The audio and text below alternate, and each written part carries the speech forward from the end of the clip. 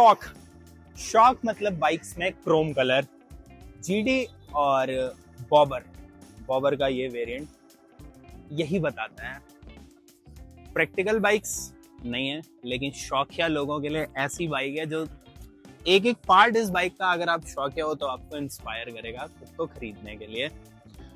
बाकी अगर वेरिएंट्स और प्राइसिंग की बात करूं तो वेरिएंट्स आप इसको दो वेरिएंट्स में देखने को मिलेगी, एक स्पोक्स व्हील, एक एलॉय व्हील। स्पोक्स व्हील में भी दो सब वेरिएंट्स हैं और एलॉय वेरिएंट्स में भी दो सब वेरिएंट है। स्पोक्स व्हील में बात करूं तो सबसे पहला जो आपको बेसिक कलर देखने को मिलता है वो है मूनस्टोन व्हाइट, और फिर सेकंड जो सब वेरिएंट है वहां पर आपको दो कलर ऑप्शंस देखने को मिलेंगे, jasper red and mystic copper. इनकी प्राइस की बात करूं तो मूनस्टोन आपको 199 के एक शोरूम अप्रॉक्स देखने को मिलेगा, और jasper red and mystic copper आपको लगभग 2,05,000 एक शोरूम देखने को मिलेगा। उसके बाद अगर मैं बात करूं एलॉय वेरिएंट की, तो एलॉय वेरिएंट में आपको 4 कलर ऑप्शंस देखने को मिलते हैं, जिसमें पहला सब वेरिएंट है same jasper red and mystic copper. The difference is only you will get diamond cut alloy wheels there.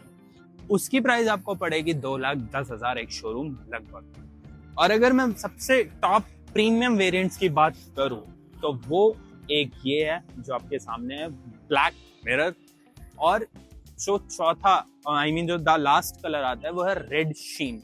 इसके सारे कलर अपने में एक सबसे प्रीमियम रेंज के कलर हैं, काफी अट्रैक्टिव कलर्स हैं, बट अपने पास आज जो है वो तो अल्टीमेट है कि अगर आपने बॉबर देखी होगी तो 99% चांस है कि वो यही बॉबर हो। बाकी इस टॉप वेरिएंट की खास बात यह है कि इसमें आपको चार्जिंग पॉइंट्स मिलते हैं, वो भी double charging points, USB cable और C2C टाइप चार्जिंग पॉइंट मिलते हैं। इसकी प्राइस आपको जो पड़ने वाली है वो है 2,18,000 रुपए एक शोरूम। ऑन रोड करने के लिए लगभग आपको 35 से 40,000 रुपए शोरूम एक्स्ट्रा पे करने पड़ेंगे। बाकी फिलहाल अभी हम खड़े हैं SDY मोटर्स अयोध्या, तो अगर आप पूर्वांचल से कहीं से भी हैं और जावा की बाइक्स देखने में आपको इंटरेस्ट है, सॉरी जावा HD दोनों, या आपको सर्विस कराने में इंटरेस्ट है तो आप डेफिनेटली यहाँ पर विजिट कर सकते हैं। अब सर्विस की ही बात की तो मैं पहले बता देता हूँ इस बाइक की सर्विसिंग लगभग कितनी पड़ती है। तो इस बाइक की सर्विसिंग अप्रॉक्स अगर आपका बेसिक सर्विसिंग है तो कोई सी भी सर्विसिंग 2 से 3,000 रुपए से ज्यादा नहीं जाती है। बाकी बिना टाइम वेस्ट के चलते हैं भैया इसके टेक्निकल डिटेल्स में कि बाइक में क्या क्या पार्ट दे रखा है, कितना पार्ट दे रखा है, क्या चीजों की क्या स्ट्रेंथ है, वो मैं आपको बताता हूँ। मिलते हैं अगले पार्ट में।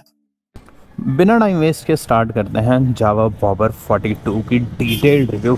बाइक अपने सामने ये खड़ी है और चाबी है इसकी कुछ इस टाइप से जो जावा की रेट्रो लुक्स में से आती है। बाकी चाबी लगाने के लिए आपको हैंडल लॉक के लिए यहाँ पर देखने को मिलेगा और इग्निशन के लिए यहाँ पर देखने को मिलेगा। स्टार्ट करते हैं फ्रंट प्रोफाइल से। फ्रंट प्रोफाइल में आपको LED सेटअप देखने को मिलेगा पूरा का पूरा, छोटी सी इंडिकेटर्स और छोटा सा ही हेडलैम्प देखने को मिलेगा। बट डोंट जज फॉर इंटेंसिटी, रात को इंटेंसिटी मोर देन इनफ है। ये लो बीम है and low beam plus high beam है, ठीक है। बाकी फिर आपको ये नंबर प्लेट एरिया देखने को मिलेगा, टेलीस्कोपिक सस्पेंशंस देखने को मिलेंगे जिनका ट्रेवल 130 mm है। फेंडर सब मेटल नो डाउट। इसके बाद अगर मैं टायर्स की बात करूं तो कंपनी फिटेड आपको डायमंड कट एलॉय व्हील्स देखने को मिलेंगे। पर्सनली बोलूं तो मुझे जावा की बाइक्स में ये एक चीज़ जो बहुत अच्छी लगती है, डायमंड कट एलॉय व्हील्स जो ये सारी बाइक्स में देते हैं हालांकि। फिर आपको यहीं पर ब्रेक्स देखने को मिलेंगी, तो ब्रेक्स की साइज़ मैं बता दूं 280 mm की डिस्क ब्रेक है, डुअल पिस्टन कैलिपर के साथ आती है। टायर्स की डायमेंशन बता दूं तो 100/19 सेक्शन के टायर हैं, जिनकी अगर डाया की बात करूं तो 18 इंच लगभग डाया देखने को मिलती है। स्पीड और वेट रेटिंग आपको 56H मिलेगी। ये हो गई आपकी फ्रंट प्रोफाइल की बात। अगर आप एक बार लुक चेक करना चाहो तो आप लुक आराम से देख सकते हो। डिस्क ब्रेक का लुक कुछ फ्लावरिश लग रहा है लेकिन अच्छा दिख रहा है। बाइब्रीज की ही डिस्क ब्रेक आपको देखने को इसमें भी मिलेंगी। फिर पीछे की प्रोफाइल पर चलते हैं, बीच की प्रोफाइल पर हम एक साथ आएंगे। पीछे अगर मैं बात करूं तो आपको single seat with monoshock absorber देखने को मिलता है, जो कि पिछले वर्जन से इस वर्जन में काफ़ी अपग्रेड किया गया है। और आप देखोगे तो आपको ऐसा लगेगा कि मोनोशॉक एब्जॉर्बर जो थोड़ा लेटा हुआ है। और फिर अगर सिर्फ प्रोफाइल बैक प्रोफाइल की बात करूं तो सबसे पहले आपको यहाँ पर एक ब्रेक लाइट देखने को मिलेगी गोल सी छोटी सी, और इंडिकेटर्स देखने को मिलेंगे सेम जो आगे लगा हुआ है। पर जो मुझे एक डाउट लग रहा है कि यही बाकी बाइक्स के तरीके कि अगर इस बाइक को पीछे से डैमेज होता है तो चांसेस हैं कि इनके इंडिकेटर्स और ब्रेक लाइट को डैमेज होगी। नंबर प्लेट एरिया देखने को मिलेगा, और फिर लेकिन मुझे नंबर प्लेट एरिया के नीचे कुछ ऐसी वायरिंग दिख रही है जो खुली हुई है, तो आई डोंट नो कि वेदर इट इज़ गुड और मतलब whether it is particular to this bike और it is problem in every bike. उसके बाद आपको रिफ्लेक्टर देखने को मिलेंगे, फेंडर सेम देखने को मिलेगा मेटल। बाकी अगर इधर मैं ब्रेक्स की बात करूं तो ब्रेक्स आपको इधर 240 mm के सिंगल पिस्टन कैलिपर्स के साथ देखने को मिलेंगे, सेम बाई ब्रीज के। टायर्स की बात अगर करूं तो टायर्स आगे से पीछे में काफ़ी डिफरेंस है। 140 सेक्शन 140/70 सेक्शन का आपको टायर देखने को मिलेगा, यानी विड्थ वाइज तो काफ़ी मोटा टायर, ठीक है। और ये 17 इंच का टायर है, ये भी डायमंड कट एलॉय व्हील्स के साथ ही आता है। बाकी एक नंबर चीज़ जो है वो आप एक बार इसकी पीछे से प्रोफाइल देखो, काफ़ी यूनिक और काफ़ी ब्रॉड लगती है। सीट के पीछे आपको एक जावा की बैजिंग देखने को मिलेगी, जो मतलब ये एक चीज़ है जो मुझे जावा में प्रीमियमनेस लाती है, जो कि ऐसे होता है ना कि छोटी छोटी चीज़ों पे ज़्यादा काम वो प्रीमियम बताती है। तो जो भी आप यजदी की बाइक्स देखोगे, जावा की बाइक्स देखोगे, कहीं ना कहीं उन्होंने अपने ऐसे लोगोज या डिज़ाइनिंग पे बहुत काम किया होता है। जावा, यजदी, छोटी सी सीट के पीछे उन्होंने एक ब्रांडिंग दी होती है, बहुत खूबसूरत लगती है। बाकी ये एक चीज़ जो आपको साइड में टूल बॉक्स के लिए दिख रहा है, और ये चीज़ ये आपको पीछे की प्रोफाइल एक डिफरेंट लुक देती है, कुछ ऐसा है। बाकी अब चलते हैं मेन चीज़ जो हर बाइक की मेन चीज़ होती है, इंस्ट्रूमेंटल क्लस्टर और इंजन। इंजन की बात करूँ इसमें तो आपको single cylinder alpha T2 engine देखने को मिलेगा, जो कि 29.6 bhp की power at the rate 7500 RPM and 32.6 newton metre का torque at the rate 6000 RPM पर जनरेट करता है। लिक्विड कूल्ड इंजन है, तो आपको यहाँ पे हालांकि यहाँ पे आपको रेडिएटर भी देखने को मिलेगा। और सबसे अच्छी चीज़ जो है इस बाइक में वो डुअल बैरल एग्जॉस्ट के साथ आता है। एक एग्जॉस्ट इधर से देखने को मिलेगा और सेम दूसरी साइड एक एग्जॉस्ट उधर से देखने को मिलेगा, और जो कि एंड होता है सिल्वर फिनिशिंग के साथ। यहाँ पर भी आपको एक ऐसा मेटल पीस दिखेगा जो सिल्वर में है, और ये इनबिल्ट डीबी किलर्स के साथ आता है। फ़िलहाल इसके डीबी किलर्स निकले हुए हैं, तो आई एम प्रीटी श्योर कि इसकी आवाज़ अगर मैं सुनाऊंगा आपको तो एक नंबर आवाज़ आने वाली है। इंजन की और बात करें तो लिक्विड कूल्ड है, मैंने आपको बता दिया, DOHC कंसेप्ट्स के साथ आता है। बाकी माइलेज की बात करूं तो माइलेज की बात जानने से पहले भैया ये है कि कंपनी क्लेम्ड माइलेज जो है इसकी 30 kmpl तक एक्सपेक्टेड कंपनी कहती है कि आती है। बट ऑनेस्टली बताऊं, एज़ पर मतलब मेरे जितने फ्रेंड्स हैं उनसे बात करने के बाद मुझे ये पता चला कि ये बाइक सिर्फ और सिर्फ 22 से 25-26 तक का माइलेज देती है, विदाउट और विद डीबी किलर्स। इसमें भी अपने अपने चलाने के ऊपर है। बाकी अभी बात करते हैं सीट कंफर्ट और लुक्स की। लुक्स की बात करूं तो क्रोम कलर बाइक क्रोम है, और भी इसके बहुत सारे कलर हैं जैसा कि मैंने आपको पहले ही बता दिया है, बट क्रोम कलर क्रोम है।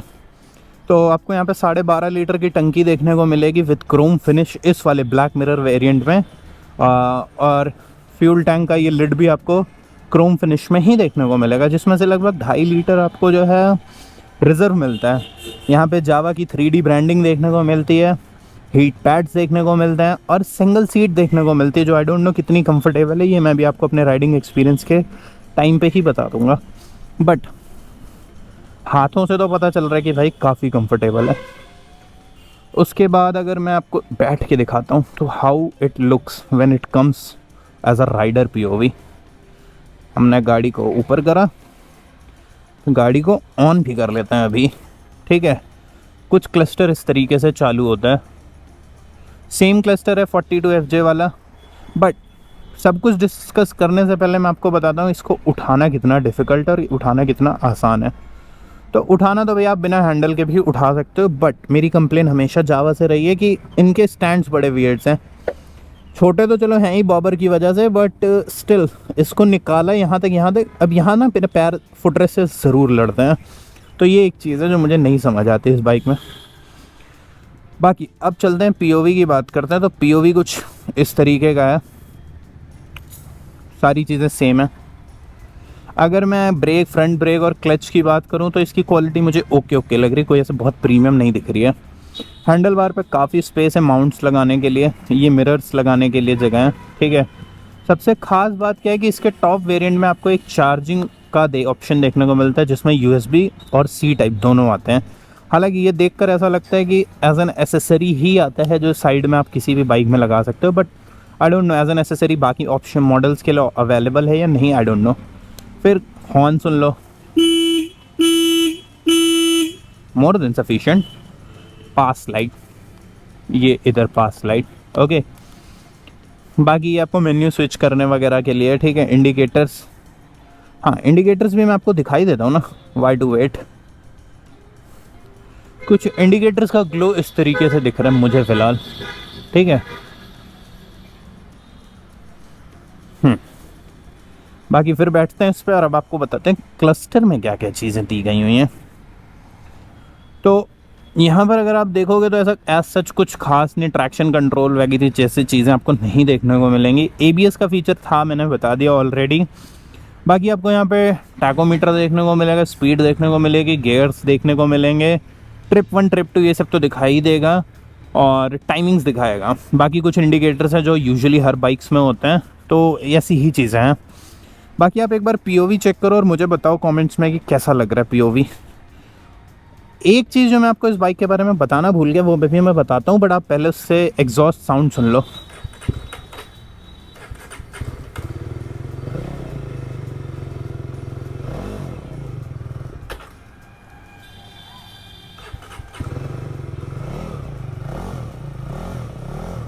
एक नंबर भाई। टीवी किलर्स निकलने के बाद साउंड अच्छी तो आती है, अच्छी का नहीं पता बट लाउड तो आती है, और यही लाउड लोगों को पसंद है और इससे रिएक्शन हेड काउंट्स तो मिलते हैं। तो हाँ, एक जो चीज़ बहुत इंपॉर्टेंट छूट गई थी मैं वो आपको बताता हूँ, जो इस बॉबर को सबसे खास बॉबर्स में से एक बनाती है। सॉरी मेरी आदत है चाबी का ढूंढने का, बट भूल गया था चाबी इधर होती है। जो सबसे खास चीज़ है इस बाइक में, सीट ये एक एडजस्टेबल है, ठीक है। तो यहाँ आपको एक नट बोल्ट देखने को मिलेगा, यहाँ पर होते हैं, आप उसको एडजस्ट कर सकते हो। बाकी बॉबर कैटेगरी की बाइक है तो विद कंपनी ही एक सिंगल सीट ऑप्शन में आती है। तो अगर आप चाहते हो कि एक सीट और लगाना, तो आपको दूसरी किसी बाइक या सॉरी आफ्टर मार्केट जो है लगवानी पड़ेगी, जो कि मेरे हिसाब से बहुत ज़्यादा वियर्ड दिखती है इस बाइक पे। तो पूरी तरीके से यही कहूँगा कि पूरी शौकिया बाइक है। जितनी क्रोम कलर वाली बाइक्स है ना, सब शौकिया हैं, और लेकिन शौकिया होने के बावजूद भी बिकती इतनी ज़्यादा हैं ये सारी बाइक्स कि लुक में तो इन्हांस कर देती हैं। क्रोम कलर ही अपने में ऐसा है कि बहुत ज़्यादा इन्हांस कर देता है बाइक्स के लुक्स को। टूल बॉक्स पे जो बॉबर 42 भी लिखा हुआ है ना, कुछ तगड़ा ही फॉन्ट लेकर आए थे भाई, सिंपल क्लासी, अलग ही मतलब एक तगड़ा सा लुक लेके आए थे। सिंगल सीट है तो अगर आप एक्स्ट्रा सीट लगवाते हो पिलियन के साथ, तो आपको यहाँ पर फुट रेस्ट भी लगवानी पड़ेगी, जो एज़ पर माई नॉलेज 6 से 7 हज़ार रुपये की कॉस्ट में आपको आफ्टर मार्केट मिल जाएगी एज एन एसेसरी, तो आप वो लगवा सकते हो, ठीक है। एक जो बहुत इम्पोर्टेंट सेक्शन होता है बाइक का, कि बाइक और आपकी पर्सनालिटी मैच करेगी, आपकी रिक्वायरमेंट्स मैच करेंगी या नहीं। तो मैं एज पर माई राइडिंग एक्सपीरियंस में कहता हूँ, इंजन आपको जो मिला है वो काफ़ी ही अच्छा पिकअप और टॉर्की इंजन है, काफ़ी तेज़ पिकअप है इसका। बाकी आपके फिजिक से मैच करने के लिए मैटर करता है इसकी डायमेंशंस, ठीक है। तो सबसे पहले अगर मैं इसके वेट की बात करूं, या सीट हाइट की बात करूं, या ग्राउंड क्लियरेंस की, तो स्टार्ट करते हैं सबसे पहले सीट हाइट की। सीट हाइट भाई बिलीव मी 740 mm। अब मेरी नोन में इससे कम सिर्फ और सिर्फ सुपर मीटियोर है, और कोई बाइक इससे कम ग्राउंड सीट हाइट की नहीं है। तो भाई मेरे दोनों पैर प्रॉपरली ज़मीन पे पहुंच रहे हैं, तो एंड आई थिंक कि सबके ही पहुंच जाएंगे। अगर आपको हाइट इशू है तो आपके लिए ये बाइक परफेक्ट हो सकती है। फिर अगर मैं बात करूं पोस्चर की, तो पोस्चर तो भाई काफ़ी कंफर्टेबल एंड रिलैक्स है, सीट कुशनिंग भी अच्छी है। And I don't know about the कि मेरे पीठ पे अगर कुछ हो तो मैं उसको कैसे मैनेज करूंगा रखना, वो एक चीज़ हो सकता है। तो इसीलिए मैंने आपको स्टार्टिंग में कह दिया था कि ये बाइक शौकिया लोगों के लिए है, कि सामान कोई नहीं, सिटी में कोई काम से नहीं घूम सकते, but if you want to just ride it for fun and just for freedom, तो this bike is for you. बाकी ग्राउंड क्लियरेंस की बात करूं तो ग्राउंड क्लियरेंस काफी कम है, 140 mm। That is I think very कम इन इंडियन सड़क्स, ठीक है। तो उसके पीछे अब रीजन क्या है कि भाई देखो, बॉबर है, ग्राउंड क्लियरेंस कम है तो सस्पेंशन भी स्टिफ होंगे, that I agree, but still ground clearance bobber types की बाइक्स में या टूरिंग टाइप की बाइक्स में काफ़ी ही कम आता है। तो ये एक प्रॉब्लमेटिक हो सकता है, तो आपको इस चीज को थोड़ा संभाल के चलाना पड़ेगा। बाकी वेट बोल लूँ तो वेट इज लाइक 185 किलोग्राम, तो इतना कोई हैवियर नहीं है, कंफर्टेबल है, तो यू कैन कंट्रोल। हाइट कम है, सीट हाइट कम है, तो आप मतलब इजीली इसको मैनेज कर सकते हो। That is not a big deal to manage height, weight, nothing, everything is fine in this bike. But I don't know कि लाइक प्रॉब्लम एक चीज जो इस बाइक में लग सकती है आपको, कि वो ये है कि अभी सीट हाइट कम है, तो हो सकता है कि आपके मन में डाउट आए कि अगर ज्यादा हाइट का बंदा इस पर बैठा है तो क्या ये छोटी लगेगी। तो मेरी हाइट 5'11", 5'10" है, तो आप गेस कर सकते हो कि सामने से कैसी लगेगी और क्या क्या एग्जैक्ट इसमें फील होने वाला है, ठीक है। तो ये सारी चीजें हैं इस बाइक में। बाकी 2-3 चीजें जो मुझे इस बाइक में ऐसा लगा कि इशू कॉज कर सकती हैं, एक ये है कि भाई इसको पीछे करना, इसको पीछे करने के लिए मुझे कोई सपोर्ट नहीं दिख रहा, तो एक ये चीज़ है जिसके लिए वजह से मुझे इसको बैठ के ही पीछे करना पड़ेगा, ठीक है। दूसरी चीज़ कि डबल स्टैंड नहीं है। डबल स्टैंड की नीड है या नहीं आई डोंट नो, आप बताना, आपको लगता है इस बाइक में नीड है। स्टैंड बहुत छोटा है और स्टैंड का इशू मैंने आपको ढंग से एक्सप्लेन किया, तो एक वो इशू। थर्ड चीज़ जो मुझे लगता है, चाबी आप साइड में आप नहीं दे सकते हो, क्योंकि अगर आप ये वाली चाबी दे रहे हो, ठीक है, तो ये चाबियां जो है कुछ टाइम बाद जब लॉक पुराना होता है तो गिरने का डर बहुत ज़्यादा होता है। तो जिनमें ऊपर होता है उनमें ही गिरने का डर है, तो इसमें नीचे साइड में है तो फिर गिरने का डर ज़्यादा है। बाकी मैंने आपको इस बाइक के बारे में सारी चीज़ें बता दी, स्कोप ऑफ इम्प्रूवमेंट बता दिया, जो पर्सनली इसके कलर्स और लुक्स जो मुझे बहुत ज़्यादा अट्रैक्ट करते हैं, अपीलिंग है, वो चीज़ें भी मैंने आपको बता दी। तो ये व्लॉग अपने यहीं एंड करते हैं। बाकी आपको कोई भी शोरूम से रिलेटेड डिटेल्स चाहिए या बाइक से रिलेटेड डिटेल्स चाहिए, तो आप डेफिनेटली मेरे पीछे SDY मोटर्स अयोध्या विजिट करो।